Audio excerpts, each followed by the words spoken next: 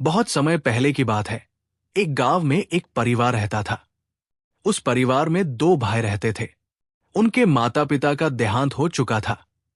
घर की देखभाल करने वाला और खाना बनाने वाला कोई नहीं था। इसलिए बड़े भाई की शादी जल्दी हो गई थी। वे खेती बाड़ी करते थे और गाय भैंस भी पालते थे। उनके पास पैतृक संपत्ति काफी थी। लेकिन बड़ा भाई और उसकी पत्नी, भाभी, बहुत लालची थे। वे हमेशा छोटे भाई को ठगने की कोशिश करते थे। भाभी की बातों में आकर बड़ा भाई भी छोटे भाई को धोखा देने में लग गया। छोटा भाई बहुत ईमानदार, सीधा साधा और सरल स्वभाव का था। वो हमेशा बड़े भाई और भाभी का आदर करता था और सोच समझ कर ही बोलता था। बड़ा भाई और भाभी उसकी इस सादगी को उसकी कमजोरी समझते थे, लेकिन अंदर से वो बहुत चतुर था। बड़ा भाई और भाभी सिर्फ बातों से ही नहीं, बल्कि रोजाना उस पर अत्याचार करने से भी पीछे नहीं हटते थे। छोटे भाई से जब ये अत्याचार और दबाव बर्दाश्त नहीं हुआ, तो वो अपनी गौशाला में चला गया। उसने सोचा कि अब अच्छा होगा कि वो अपना हिस्सा लेकर अलग रहे।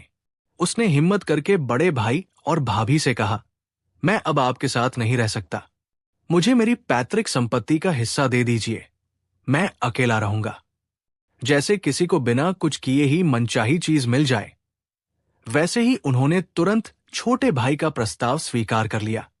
उन्होंने छोटे भाई को जितना हो सके उतना ठगा। उन्होंने उसे कोने में एक छोटा सा बंजर खेत दिया, जहां कुछ भी नहीं उगता था। रहने के लिए गौशाला के पास एक छोटी सी झोपड़ी दी, जिसकी सारी छत बरसात में टपकती थी। जुताई के लिए उन्हें हल बैल देने थे, लेकिन उन्होंने एक बूढ़ा बैल दिया जो एक कदम भी नहीं चल पाता था। गाय बछड़े भी कुछ नहीं दिए। खाने पीने के लिए एक बोरा मक्का और बीज के लिए एक तुलाधार मक्का दिया। बड़े भाई और भाभी ने जो कुछ भी दिया, छोटे भाई ने उस पर कोई आपत्ति नहीं की। उसने सोचा कि सहन करना ही सबसे अच्छा उपाय है, और उसने अपने मन को समझाया। खुद को बुरी तरह ठगा हुआ पाकर भी उसने बड़े भाई और भाभी से कुछ नहीं कहा, लेकिन मन ही मन सोचा, मैं इसका बदला जरूर लूंगा। एक दिन बूढ़ा बैल गौशाला में उदास बैठा था। बूढ़े बैल ने बहुत देर तक छोटे भाई को देखा, फिर बोला, मालिक, मैं बूढ़ा हो चुका हूं। मैं कुछ नहीं कर सकता। मैं आपको एक उपाय बताता हूं, उसके बाद आप अमीर बन जाएंगे। बूढ़े बैल की बात सुनकर छोटे भाई के मन में आशा की किरण जागी, जैसे उसके जीवन में उजाला छा गया हो। उसके चेहरे पर कुछ चमक दिखाई दी। छोटे भाई ने बैल से कहा, क्या मैं भी गांव के सबसे अमीर जमींदार जैसा बन सकता हूं? बूढ़े बैल ने सिर हिलाया, कान हिलाए और फिर बोला, अगर आपने मेरी बात मानी तो आपके दिन जरूर फिर जाएंगे। छोटे भाई ने उपाय जानने के लिए उत्सुकता से कहा, अच्छा बताओ, मुझे क्या करना है? अगर ये ऐसा काम है जो मैं कर सकता हूं, तो मैं करने के लिए तैयार हूं। छोटा भाई बैल के पास गया और उसके सिर पर हाथ फेरा। तुम मेरे साथी हो, मेरे दोस्त हो। तुम्हारे अलावा मेरा और कौन है? छोटा भाई भावुक हो गया। बूढ़ा बैल बोला, अगर तुम मेरा कहा हुआ काम करने की प्रतिज्ञा करते हो, तभी मैं तुम्हें उपाय बताऊंगा। छोटे भाई ने बैल की बात सुनकर थोड़ी चिंता की और बैल को बार बार कहा, ठीक है, मैं प्रतिज्ञा करता हूं। मैं 3 बार प्रतिज्ञा करता हूं कि मैं वही करूंगा जो तुम कहोगे। तब बैल ने उसे कान में उपाय के बारे में बताया। छोटे भाई का चेहरा काला पड़ गया। वो कुछ बोल नहीं पाया और जमीन पर धम से बैठ गया। बैल बोला, तुम्हें कोई पाप नहीं लगेगा। मैंने अपनी इच्छा से कहा है, फिर तुमने प्रतिज्ञा भी की है। अगर तुम प्रतिज्ञा तोड़ोगे तो तुम्हें भयानक पाप लगेगा। छोटा भाई प्रतिज्ञा से डर गया। वो अच्छी तरह जानता था कि प्रतिज्ञा तोड़ना नहीं चाहिए। मन न होते हुए भी वो बूढ़े बैल को लेकर चल पड़ा। थोड़ी देर बाद वे गांव के सबसे अमीर जमींदार के मक्का के खेत में पहुंचे। खेत के बीच में पहुंचकर छोटे भाई ने सोचा, अब क्या करूं? बैल ने 8-10 मक्के खाए और दूर से ऐसा दिखाया जैसे उसने मक्का के पौधों को बहुत नुकसान पहुंचाया हो। बैल बोला, जल्दी करो, अगर किसी ने देखा तो काम बिगड़ जाएगा। छोटे भाई ने बैल को उसकी बताई जगह पर ले जाकर छोड़ दिया। बूढ़ा बैल तुरंत मर गया। उसने मुश्किल से बैल को 4 पैरों पर खड़ा किया और उसके मुंह में एक खड़ा मक्का ऐसे ठूंस दिया जैसे वो खा रहा हो। उसके बाद वो जल्दी से मक्का के खेत के ऊपर एक ऊंची पहाड़ी पर पहुंच गया। छोटा भाई वहां से जमींदार बाबा के बारे में चिल्लाया, मक्का, बैल खा गया, मक्का, बैल खा गया। हाथ में लाठी लेकर लालची जमींदार बाबा मक्का के खेत की ओर दौड़े। उन्होंने देखा कि बैल मक्का खा रहा था और मक्का के पौधे भी टूटे हुए थे। ये देखकर जमींदार बाबा अपना गुस्सा रोक नहीं पाए और हाथ की लाठी से जोर से बैल को मारा। बैल लुढ़क कर गिर पड़ा। जमींदार ने किसी के देखने के डर से इधर उधर देखा। बैल को गिरा हुआ देखकर उन्हें यकीन हो गया कि बैल मर गया है। तभी ऊपर पहाड़ी से बैल मारा, बैल मारा चिल्लाता हुआ छोटा भाई जमींदार बाबा की ओर दौड़ता हुआ आता दिखाई दिया। वो चीख रहा था, सावधान, बैल मत मारो। छोटा भाई कुछ ही देर में वहां पहुंच गया। जमींदार क्या करें क्या न करें की स्थिति में थे। वो चुपचाप मरे हुए बैल को देखते रहे। छोटे भाई ने कहा, अगर मेरी फसल खाई होती तो मैं कुछ नहीं कहता, लेकिन तुमने मेरा बैल क्यों मारा? अब मैं कचहरी में शिकायत करूंगा। उस समय गाय या बैल को मारना एक बड़ा पाप और अपराध माना जाता था। कचहरी में शिकायत करने पर मृत्युदंड तक हो सकता था। जमींदार बाबा ने पहले किसी के देखने के डर से चारों ओर देखा और फिर छोटे भाई की ओर मुड़कर कहा, देखो बेटा, कचहरी में शिकायत मत करो। किसी को मत बताना कि मैंने बैल को मारा है। कह देना कि मेरा बैल खुद मर गया, वो बूढ़ा था। मैं तुम्हें चांदी के ढेर सारे सिक्के दूंगा। छोटे भाई ने तुरंत विचार किया और कहा, अगर आप ऐसा कहते हैं तो मैं ऐसा ही करूंगा। आपको फंसाने से मुझे क्या मिलेगा? जमींदार बाबा ने चांदी के सिक्कों का लेन देन अपने घर में ही किया और वे वहां से चले गए। छोटा भाई बैल के सिर पर हाथ फेरते हुए कहने लगा, दोस्त, तुमने मुझे क्या सिखाया? तुमने मुझे जीवन दिया। वो घर गया, फावड़ा लेकर आया और बैल को वही घंटों तक खोदता रहा। उसने एक बड़ा गड्ढा खोदा। अकेले ही उसने मरे हुए बैल को गड्ढे में डाला और दफना दिया। फिर छोटा भाई भी घर चला गया। शाम को जब अपना बिराना कोई नहीं था, छोटा भाई घर से जमींदार बाबा के महल की ओर चला। बाबा महल के छज्जे पर उसका ही इंतजार कर रहे थे। छोटे भाई के पहुंचते ही वे उसे अंदर ले गए। उन्होंने अपनी अलमारी में रखे जगमगाते चांदी के सिक्कों का एक बोरा भरा और छोटे भाई की ओर मुड़कर बोले, क्या ये एक बोरा तुम्हारे लिए काफी होगा बेटा? छोटे भाई ने जल्दी से कहा, बाबा, मुझे इतना ही बहुत है। जमींदार बाबा ने बोरा उठाते हुए कहा, ठीक है, ले जाओ। अपने घर गृहस्थी को अच्छे से चलाना। चांदी के सिक्कों से भरा वो बोरा लेकर वो घर चला गया। एक ही दिन में उसने उस बूढ़े बैल की सलाह से इतनी बड़ी रकम कमा ली। उसने बोरा घर की अनाज कोठरी में रखा और वहीं सो गया। अगले दिन सुबह छोटा भाई बड़े भाई के पास गया। उसने बड़े भाई से एक तुलाधार मांगा। बड़ा भाई धूर्त था।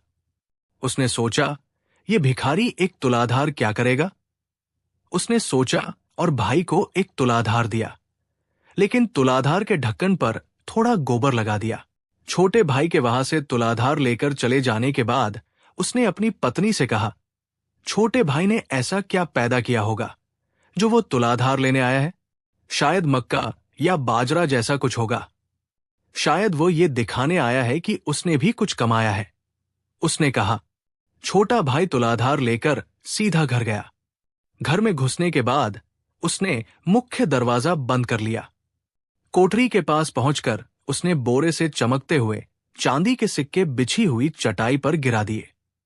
उसके बाद उसने एक तुलाधार भरते हुए बोरे में खाली कर दिया।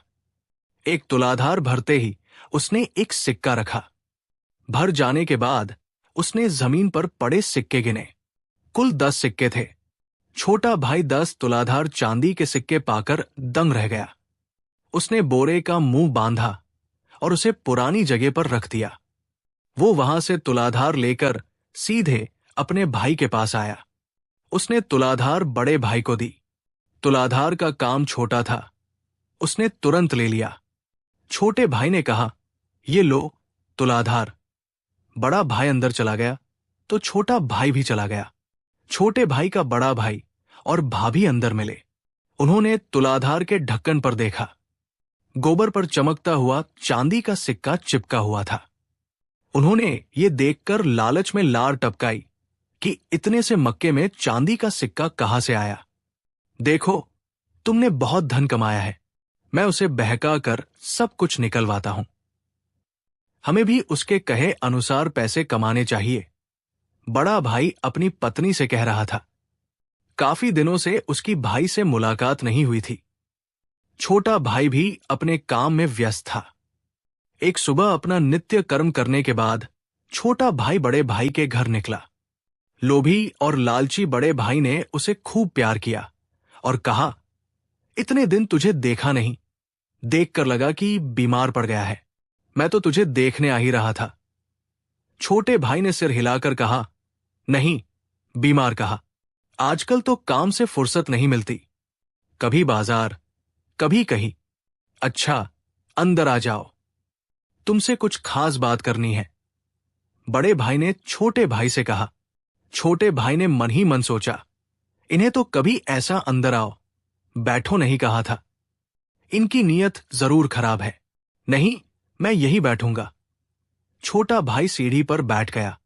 बड़ा भाई भी छोटे भाई के पास आकर बैठ गया और धीरे से पूछा, भाई, इतनी सी तुलाधार में चांदी के सिक्के कहां से लाए? तुम्हारे पास तो और भी चांदी के सिक्के हैं। छोटे भाई ने उसकी बात को हल्के में लिया और हंसकर बोला, मेरा बूढ़ा बैल गौशाला में देखा था ना, कितने दिन हो गए थे, मैंने उसे जमींदार गांव ले जाकर काट दिया।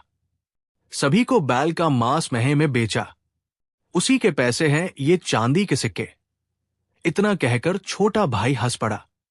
बड़े भाई और उसकी पत्नी ने भी सलाह की। उन्होंने भी जमींदार गांव ले जाकर बैल काटने का निश्चय किया। वो अपनी गौशाला का सबसे बड़ा, अच्छा और मजबूत बैल लेकर जमींदार गांव गया। गांव के एक किनारे पर ले जाकर उसने बैल को काटा और मांस के टुकड़े किए। एक आदमी भी मांस खरीदने नहीं आया। उसने मांस के टुकड़े एक बोरे में बांधे और जमींदारों के घर घर बांटने लगा।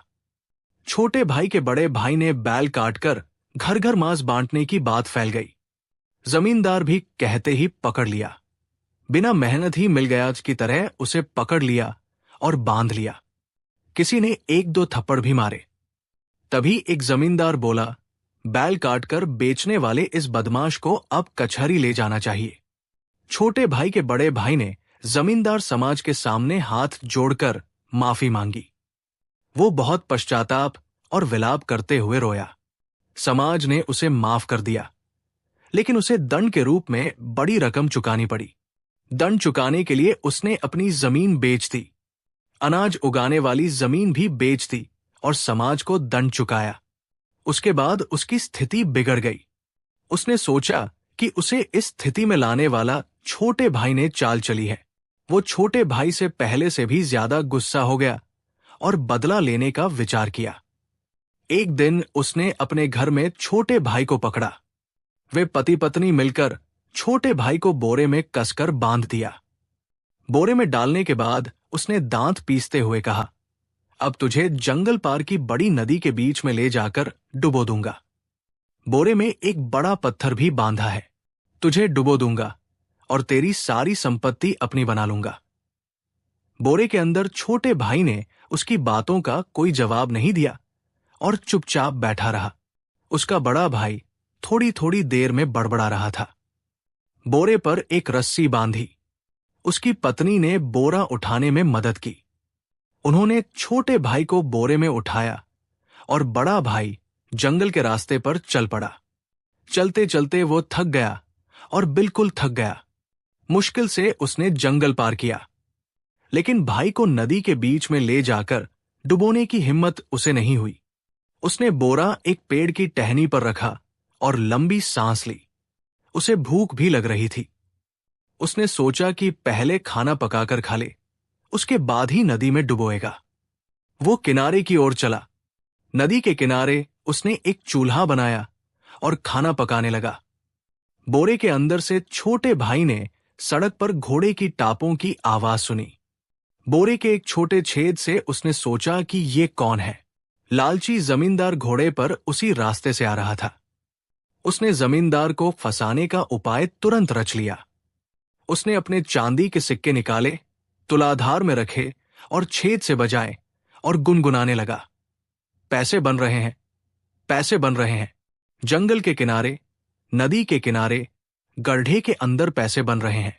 पैसे बजने की आवाज के साथ साथ ये सुनकर कि पैसे बन रहे हैं, जमींदार लालच में पास पहुंचा और घोड़े को एक पेड़ की टहनी से बांधकर घोड़े से उतर गया। बोरे के पास पहुंचकर जमींदार ने कहा, तुम कौन हो और क्या कर रहे हो? पैसे बजने की आवाज भी सुनाई दे रही है। बोरे के अंदर से आवाज आई, मैं भी एक मुसाफिर हूं। ये चांदी के सिक्के देने वाला बोरा है। मैं भी अभी इसमें घुसकर सिक्के बना रहा हूं। बात सुनकर जमींदार बहुत लालची हो गया और बोला, मुसाफिर, तुम्हारी बारी हो गई ना? क्या मुझे भी थोड़ी देर के लिए बनाने का मौका मिलेगा? मेरी बारी नहीं हुई। बोरे से फिर आवाज आई, अगर थोड़ी देर के लिए है तो मैं दे सकता हूं। जमींदार ने बोरा खोला और लड़के को बाहर निकाला। उसकी तुलाधार में चमकते हुए चांदी के सिक्के देखकर जमींदार ने खटखटाकर कुछ निगल लिया। जमींदार जल्दी से बोरे में घुस गया। छोटे भाई ने बोरे का मुंह कसकर बांध दिया। लो जमींदार बाबा, ध्यान से चांदी के सिक्के बनाना। अगर कोई बुलाए तो बोलना मत, नहीं तो सिक्के नहीं बनेंगे। इतना कहकर वो जमींदार के घोड़े पर चढ़कर घर चला गया। बड़े भाई ने खाना पकाया और खाया। उसने आराम किया।